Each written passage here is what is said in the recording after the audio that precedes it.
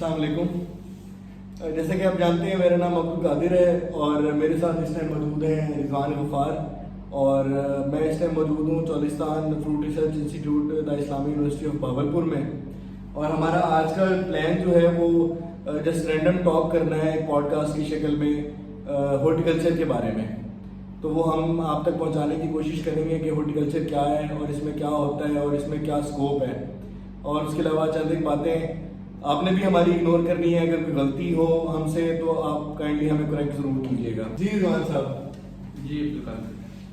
आप ये बताएं कि आप हॉर्टिकल्चरिस्ट क्यों बने? देखिए, हॉर्टिकल्चर एक बहुत अच्छी फील्ड है। एग्रीकल्चर में जब मैं आया, एडमिशन लिया मैंने यहाँ पे, हमने पहले जो 2 साल हैं हमने माइनर पढ़े, उसमें सारे सब्जेक्ट पढ़े। उसमें सबसे जो इंटरेस्टिंग मुझे लगा वो हॉर्टिकल्चर है।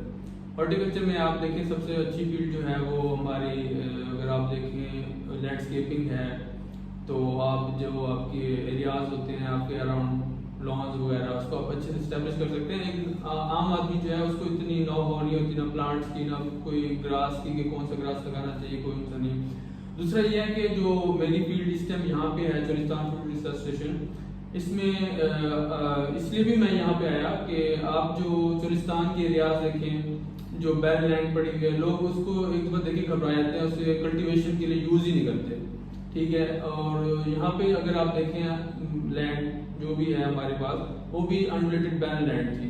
उसे हमने इस्टेब्लिश किया, हमने वहाँ पे ऑर्चर्ड लगाया, एक नमूना तैयार किया कि जो चोलिस्तान के लोग हैं वो अपने जो लैंड को है वो यूज कर सकें। सही। आप ये बताएं कि आप हॉर्टिकल्चर में किस चीज़ से ज़्यादा इंस्पायर हैं?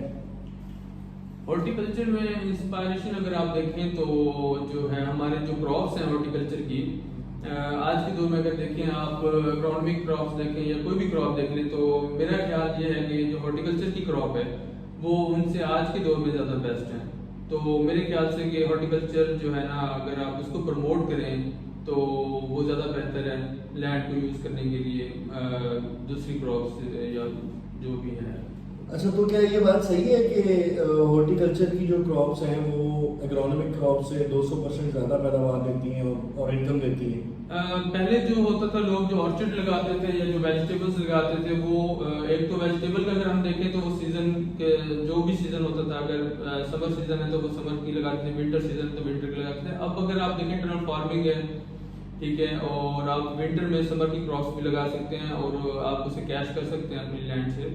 तो जो है अगर आप ऑर्चर्ड को देखें तो पहले जो है लोग वो लगाते थे ऑर्चर्ड, अगर उन्होंने मैंगो का लगाया, डेट पाम का, सिट्रस का, जो भी है, उसका डिस्टेंस इतना दे देते थे कि जरूरत नहीं होती थी, लैंड आपके पास खाली होती थी, इनकम इतनी नहीं होती थी।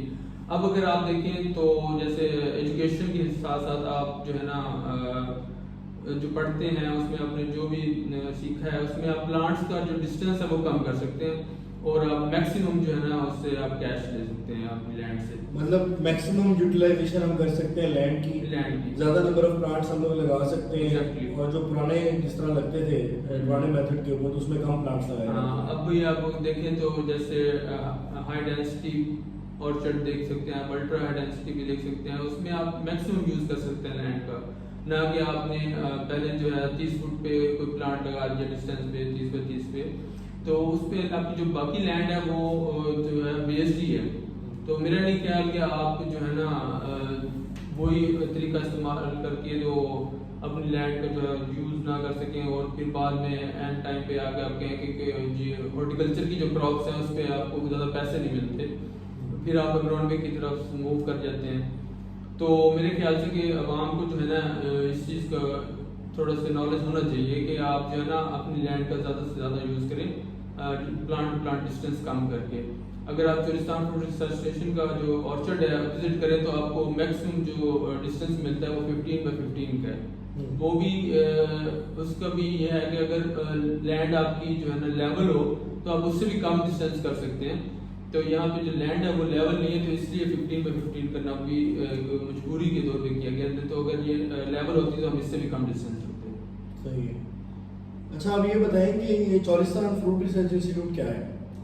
चोलिस्तान फ्रूट रिसर्च इंस्टीट्यूट जो है वो एक मॉडल हमने बनाया है, अनरिलेटेड बैरल लैंड पे हमने ऑर्चर्ड एस्टेब्लिश किया है, जो कि माइक्रो इरिगेशन के थ्रू जो हम इरीगेट करते हैं प्लांट्स को। यहाँ पे हमारे 8 क्रॉप्स लगी हुई हैं, 8 वैराइटीज की। सिट्रस है, डेट पाम है, गोवा है, आपके पास बेर है, फिग है, परसिमन है, पीच है, पियर है। तो यहाँ पे जो है हमारे डिफरेंट स्टूडेंट्स भी आते हैं जो प्रैक्टिकल की क्लासेस होती हैं। यहाँ पे ड्रिप इरिगेशन सिस्टम को जो है बकायदा दिखाया जाता है, ऑपरेट करके दिखाया जाता है। यहाँ पे दूसरा जो है ऑर्चर्ड का लेआउट सिस्टम स्टूडेंट्स को दिखाया जाता है। सबसे बड़ी बात यह है कि हमारा जो कंसेप्ट है वो ये है कि आप चोलिस्तान के जो फार्मर्स हैं जो कि सिर्फ एग्रोनॉमिक क्रॉप्स लगाते हैं, और एग्रोनॉमिक में भी स्पेशल वो सिर्फ काफ़ी सारे फार्मर्स मैंने देखे हैं जो सिर्फ वीट लगाते हैं। वीट की सीजन में वीट लगाए, उसके बाद आपकी लैंड खाली पड़ी रहती है। तो इससे बेहतर नहीं है कि अगर आप वहाँ पे जो है ऑर्चर्ड लगा लें। तो उनके ये भी मैंने देखा है कि जो उनकी ज़मीन थोड़ी सी पहले से लेवल हुई थी उसको थोड़ा सेट किया उन्होंने सिर्फ, और वही यूज़ की। बाकी जो उनके टीले पड़े हुए हैं काफ़ी बड़े बड़े, काफ़ी एकर्स में मैंने देखे हैं कि उनके टीले पड़े हैं और वो ऐसे खाली ही पड़े रहते हैं, वो उसको यूज़ नहीं करते। तो हमने उनके लिए ये मॉडल बना दिया कि वो इसको अहम विजिट करें, देखें, तो इसी हिसाब से इसको फॉलो करते हुए अपना ऑर्चर्ड इस्टेब्लिश करें। सही। तो उसके लिए आप यहाँ चौलिस्तान फ्रूट रिसर्च इंस्टीट्यूट में ट्रेनिंग्स भी करवाते हैं? हाँ, हमारे रिसेंटली एक ट्रेनिंग हुई है इरिगेशन सिस्टम पे, और वो जो हमारा इस टाइम जो बहावलपुर का है, चोलिस्तान का जो टेम्परेचर है उसको मद्देनजर रखते हुए कि आप कौन सी क्रॉप्स लगाएं और उसको कैसे जो है आप हैंडल कर सकते हैं, इस पर हमने एक ट्रेनिंग करवाई है रिसेंटली। दूसरा ये है कि जो स्टूडेंट्स भी आते हैं, फार्मर्स भी आते हैं, उनको हम इसके मुतालिक थोड़ा सा आगाह करते हैं। सही। तो आप ये कहना चाह रहे हैं कि जैसे हमारी जुबान में कॉमन लैंग्वेज में जो सैंड ड्यून्स हैं उनको टिबे कहा जाता है, हाँ, तो उनको लेवल करने की बिल्कुल ज़रूरत नहीं है। बस आप लैंड ड्रेसिंग कर सकते हैं थोड़ा बच्चा करके, मतलब सफाई कर दें और उसके बाद कर दें। प्लांटेशन कर लेना और Exactly. ड्रिप इरिगेशन से पानी दे दें। ड्रिप इरिगेशन से। तो आप ये बताएं कि ये फार्मर के लिए कितना कॉस्ट इफेक्टिव है ड्रिप इरिगेशन देखिए, सिस्टम? ड्रिप इरिगेशन सिस्टम अगर आप इनिशियल कॉस्ट पे देखें तो वो उसमें थोड़ा सा आपको देखना पड़ता है, वो थोड़ा सा है कॉस्टली है। लेकिन ये है कि आपके बाकी जितने भी आप अगर चोलिस्तान के हिसाब से अगर आप देखें, सैंड है जहाँ पे बिल्कुल, तो वहाँ पे आप जो है फ्लड इरिगेशन तो कर ही नहीं सकते, ठीक है, इम्पॉसिबल है। अगर आप फ्लड इरिगेशन करते भी हैं तो वो आपका पानी पूरा ही नहीं होता, और वैसे भी अंडरग्राउंड वाटर जो है वो इतना अच्छा नहीं है कि आप कहेंगे हम वहाँ पे सोलर पे ट्यूबवेल लगवा दें या ये कर लें वो कर लें, इस तरह तो बहुत मुश्किल हो जाता है वैसे भी। तो वहाँ पे फिर आप लैंड ड्रेसिंग पे भी चले जाते हैं। तो लैंड ड्रेसिंग पे जितना खर्चा होता है मेरे ख्याल से, आप लैंड ड्रेसिंग कर रहा हूँ, लैंड लेवलिंग की बात कर रहा हूँ मैं। लैंड लेवलिंग पे जितना आपका एक्सपेंस होता है ना, तो उससे बेहतर यही है कि आप उसी एक्सपेंस से आप ड्रिप इरिगेशन स्टार्ट करवाएं, और आप उसी एक्सपेंस के बाकी जो आपका इरिगेशन का बाकी जितना खर्चा होगा बाद में अगर आप जाते हैं उस पे फ्लडिंग पे, तो वो आपका खर्चा बच जाता है सारा। और बाकी जो आप इरिगेशन में अगर देखें तो जितना आपका बाद में आपका 90% जो है एक्सपेंस जो है वो इरिगेशन से भी बच जाता है, और 90%। तो आप ये देखें कि आपको चोलिस्तान में अगर आप फ्लड पे जाते हैं तो आपको पूरा दिन लग जाता है चंद एकड़ इरीगेट करने में, और अगर आप ड्रिप में जाते हैं तो आप एक ही दिन में तकरीबन अपना, अगर हमारा ऑर्चर्ड देखें 25 एकड़ है तो आप तकरीबन 5 से 6 घंटे में पूरा ऑर्चर्ड इरीगेट कर लेते हैं। सही। तो इसमें इस मैटर में गवर्नमेंट ऑफ पाकिस्तान जो है वो सब्सिडी वगैरह देती है इरिगेशन के लिए? हाँ देती है, बिल्कुल देती है, लेकिन आजकल जो है वो अभी फिलहाल जो मुल्की हालात है उसको देखते हुए अभी जो है उन्होंने सब्सिडी कुछ कंपनीज के लिए बिल्कुल बंद की हुई है। पहले जो है अगर आप देखते हैं कि आपको 40% सिर्फ पे करना पड़ता था, 60% जितनी भी सब्सिडी है गवर्नमेंट जो है वो कंपनी को पे करती थी। सही है। अच्छा, आपने यहाँ पे जिक्र किया कि आपने यहाँ पे पीच भी लगाया हुआ है। हाँ जी। अब पीच को वैसे कंसीडर हम लोग करते हैं कि ये ठंडे इलाके का प्लांट है। हाँ जी। तो आप ये बहावलपुर की और ये चौलिस्तान की गर्मी में ये पीच को सक्सेसफुल कैसे बनाएंगे? देखिए, पीच जो है पहले हम जितना भी लोग सोचते थे कि ये जो है नॉर्दर्न एरियाज का, खासकर बरी या उससे आगे का जो है, अब चंद वैरायटीज ऐसी आ चुकी है पीच की जो आप अपने इस बहावलपुर के इलाके में या मतलब इसी तरह के जो अपने पंजाब के लोअर पंजाब के जो इलाके हैं आप इसमें लगा सकते हैं।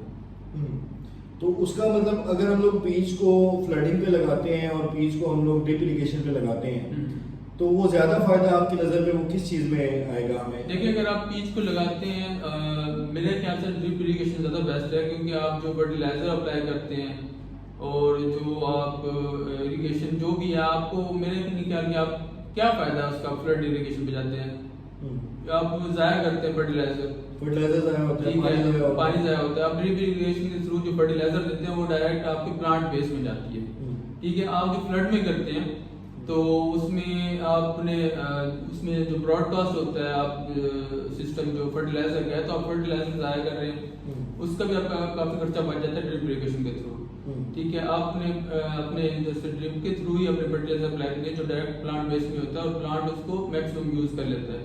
आप फ्लड में जाते हैं, आप जब फर्टिलाइजर अप्लाई करते हैं तो आपकी जो है 50% जो फर्टिलाइजर है वैसे लीच डाउन हो जाती है, तो वो आपको मेरा नहीं ख्याल, एक तो प्लांट बेस से भी लीच डाउन हुई, प्लांट उसको प्रॉपर अपटेक नहीं कर सकता, तो बाकी जहाँ आपकी प्लांटेशन नहीं है वहाँ से भी ज़ाया होती है। अगर आप बेसन में भी देते हैं, ठीक है, आप अगर मॉडिफाइड बेसिन इरिगेशन सिस्टम पे भी चले जाते हैं तो भी आपको जितना आपने इरिगेट किया है फ्लड में तो वो लीच डाउन हो जाती है। तो माइक्रो इरिगेशन का फ़ायदा आपको ये है कि आपने जब फर्टिलाइजर ड्रिप के थ्रू देनी है तो वो जो है ना ड्रॉप बाय ड्रॉप जाती है आपके प्लांट की बेस में, तो वो इतना पानी देते ही नहीं है आपके वो आपके जो फर्टिलाइजर है उसको लीच डाउन करे, तो वो सिर्फ प्लांट की बेस में ही रह जाता है जो कि वहाँ से रूट्स अपटेक कर लेती हैं और मैक्सिमम यूज़ कर लेती हैं फर्टिलाइजर को। सही। और अब आप ये बताएं कि फ्यूचर में आप क्या देखते हैं फ्रूट फार्मिंग को पाकिस्तान में? आप फ्यूचर की बात करें, मैं आपको प्रेजेंट की बताता हूँ। अगर आप पीच के ऑर्चर्ड पे चले जाएं तो आजकल का जो पीच आप लगाते हैं 15 बाय 15 पे लगाएं, आप उसको 8 बाय 8 में भी लगा सकते हैं। तो आजकल जो ऑर्चर्ड मैंने खुद विजिट किया है पीच के जो लगे हुए हैं वो आपको 8 लाख पर एकड़ ठेका पे जाता है, सिर्फ आपका 8 लाख रुपए 8 लाख एकड़ का, अगर आप 8 बाय 8 पे लगाते हैं अपना पीच का ऑर्चर्ड। तो मैंने खुद विजिट किया, वो जो 8 लाख पर एकड़, मेरा नहीं ख्याल कि कोई भी एग्रोनॉमिक क्रॉप या कोई और जो है आपको 8 लाख देती है 1 एकड़ में से। अगर आप पीच की तरफ मूव करते हैं तो आपको बहुत अच्छा जो है रिस्पॉन्स मिल रहा है। और अच्छा, पीच तो हो गया, तो आपने फिग भी लगाई है यहाँ पे? हाँ जी, फिग भी लगाया है हमने। अच्छा, किस तरह का उसका रिजल्ट किस तरह का है यहाँ के इन्वायरमेंट में? देखें जी, फिग की भी काफ़ी वैरायटीज़ हैं, जो वैरायटी हमने लगाई हुई है यहाँ पे उसका बड़ा अच्छा रिजल्ट जा रहा है। इस टाइम अगर आप विज़िट करें इधर हमारे यहाँ, तो इस टाइम प्लांट जो हैं वो आपके देखें आप फ्रूट से भरे हुए हैं, और इवन कि मैंने खुद फ्रूट चेक किया है, हमारा जो राइपन फ्रूट है मैंने टेस्ट भी किया, बहुत अच्छी क्वालिटी है। सही।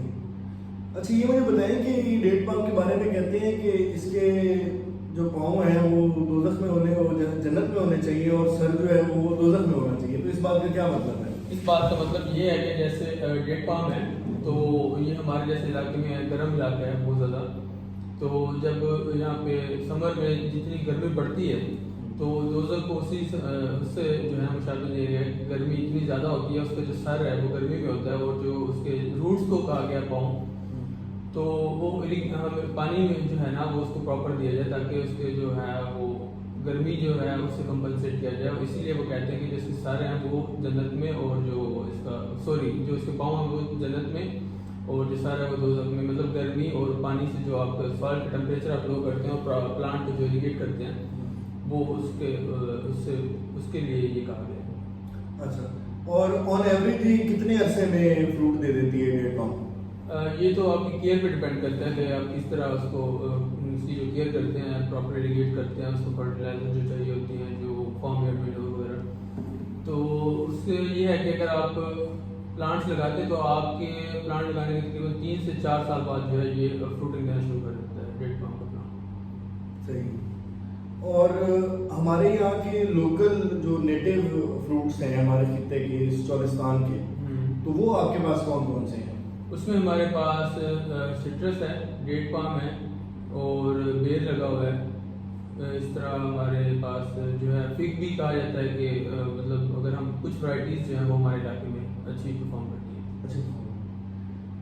अच्छा, आपने यहाँ पे परसिमन भी लगाया हुआ है, जापानी फल जो है वो आपने लगाया हुआ है, वो किस तरह का परफॉर्म कर रहा है हमारे यहाँ की इन्वायरमेंट में? देखिए हम जो है परसिमन को जो न्यूट्रिशन वैल्यूज़ हैं जो मतलब न्यूट्रिएंट्स उसको देने होते हैं उस जो हमने पढ़ा है या जो हमने विजिट किया है, जो प्रैक्टिकल किया है, उसके मुताबिक हम एक तो उसको न्यूट्रिएंट्स उसका प्रॉपर दे रहे हैं। दूसरा जो है इस डेजर्ट के एरिया में जो है उसको प्रॉपर इरीगेट करना चाहिए, जो कि हम कर रहे हैं डेली बेस पे।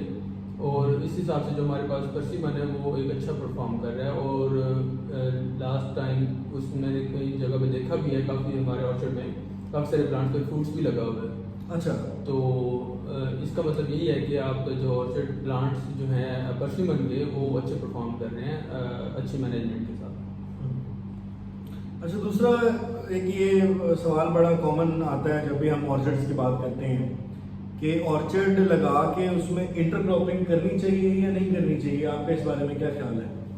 देखिए जो फार्मर हैं जिनका जो है सारा दारोमदार लैंड पे है, तो जब आपको जो है ऑर्चर्ड इनिशियल स्टेज पे है, आपकी लैंड आपको तो वो कैश नहीं दे रहा, ठीक है, आप तो अच्छा है अगर आप वहाँ पे इंटरक्रॉपिंग कर लें इनिशियल स्टेज पे, तो आप वहाँ पे वेजिटेबल्स लगा सकते हैं। दूसरा आप वहाँ पे वाटरमेलन लगा सकते हैं, आप वहाँ पे मेलन्स लगा सकते हैं। तो आप क्रॉप ऐसी लगाएं जो आपकी जो मेजर क्रॉप है, जैसे फ्रूट क्रॉप जो ऑर्चर्ड में लगी उसको भी डिस्टर्ब ना करे। और दूसरा ये है कि आप जब उसकी ऑर्चर्ड के साथ साथ आपकी जो दूसरी क्रॉप है इंटरक्रॉपिंग में जो आप यूज़ करेंगे उसकी जब आप केयर करेंगे तो उसका फ़ायदा ये भी होगा कि आपकी जो मेजर क्रॉप होगी उसको भी अल्टीमेटली फ़ायदा होगा। तो आप एक तो उनको भी न्यूट्रिएंट्स दे रहे होंगे, साथ साथ आप उनकी केयर कर रहे होंगे, तो साथ आपके ऑर्चर्ड की भी केयर होगी। दूसरा जब आपकी हार्वेस्टिंग हो जाती है और जब आप प्लांट्स रिमूव कर देते हैं जो वेजिटेबल के होंगे जो भी होंगे, तो वहाँ से उनकी रूट्स भी उसमें रह जाएंगी। तो वो रूट्स प्लांट्स को बड़ा सपोर्ट करती हैं, रूट्स इसमें रह जाते हैं, फिर वो ऑर्गेनिक मैटर जो है वो प्रोवाइड करते हैं प्लांट्स को। तो इस तरह कर मेरे ख्याल से मेरा ज़ाती नज़रिया वो ये है कि बेहतर है फार्मर के लिए इंटरक्रॉपिंग करना। अच्छा, ये हमारे सहरा जहाँ होते हैं तो वहाँ पे एक चीज़ बड़ा एक पेस्ट बड़ा कॉमन है, सेंक और दीमक। तो इसको जो है वो किस तरह आपने यहाँ मैनेज किया है? यहाँ पे जो हम उनको मैनेज कर रहे हैं उसका ये है कि हम एक प्रॉपर टाइम के बाद जो है क्लोरोपाइरिफास जो है वो ड्रिप इरिगेशन के थ्रू वहाँ पे हम अप्लाई करते हैं, फ्लडिंग करते हैं ड्रिप इरिगेशन के थ्रू जो है हम देते हैं। तो उससे ये होता है कि टाइम टू टाइम विजिट भी करते रहते हैं। तो जब भी हम देखते हैं कोई इस तरह का कोई अटैक है तो हम फौरी उसका जो एक्शन लेते हैं उसकी। अच्छा, और ये सुना है कि जो इसके लिए एक ऑर्गेनिक रेमेडी बताते हैं कि आप प्लांट के बेसिन के अंदर अगर हल्दी लगा दें तो सेंक नहीं आती। हाँ, तो ये भी मैंने देखा है आपके ऑर्चर्ड में कुछ जगह पर लगा हुआ है। हाँ, ये हमने एक्सपेरिमेंट के तौर पे लगाया था, इसका बड़ा अच्छा रिजल्ट है। दूसरा ये है कि जो आप हल्दी लगाने के साथ साथ जो है आपकी एक तो आपके टर्माइट्स नहीं आते, दूसरा ये वही पहली वाली बात आ गई कि जो आपको प्लांट्स की केयर के साथ साथ मतलब जो इंटरक्रॉपिंग के साथ साथ आपके प्लांट की केयर होती है बहुत ज़्यादा, तो उसकी पैदावार भी आप ले सकते हो। हाँ, साइड क्रॉप के तौर पे सही है। और अच्छा रिजवान साहब, आज का टॉपिक फिर हम लोग यहाँ पे क्लोज करते हैं, ठीक है। और हमारी अब ये कोशिश रहेगी कि हम इसके बारे में फर्दर डिटेल्स जो हैं वो लोगों तक पहुँचाते रहें। और ये भी हमारा क्योंकि शुरुआत में है तो हम लोग और वेजिटेबल्स के ऊपर भी हम लोग पॉडकास्ट भी बनाएंगे, व्लॉग्स भी बनाएंगे। हम जो एग्रीकल्चर के एक्सपर्ट्स हैं या जो एग्रीकल्चर सेक्टर से जो एजुकेशन से जो रिलेटेड प्रोफेसर हजरात हैं या जिनसे हमारा ताल्लुक है, हम उनसे भी ज़रूर आपको मिलवाएंगे और उनसे आपकी उनका मैसेज जो है वो आप तक हम लोग पहुँचाएँगे ज़रूर। उसके अलावा हम लोग लैंडस्केपिंग का टॉपिक भी कवर करेंगे इंशाल्लाह, क्योंकि वो हमारी फील्ड का एक बड़ा मेजर कंपोनेंट है, तो उसको हम लोग लेट गो नहीं कर सकते। तो इंशाल्लाह उसका भी कोई व्लॉग और पॉडकास्ट जो है वो हम ज़रूर आपकी पेश खिदमत करेंगे। तो हमें बर्दाश्त करने के लिए शुक्रिया।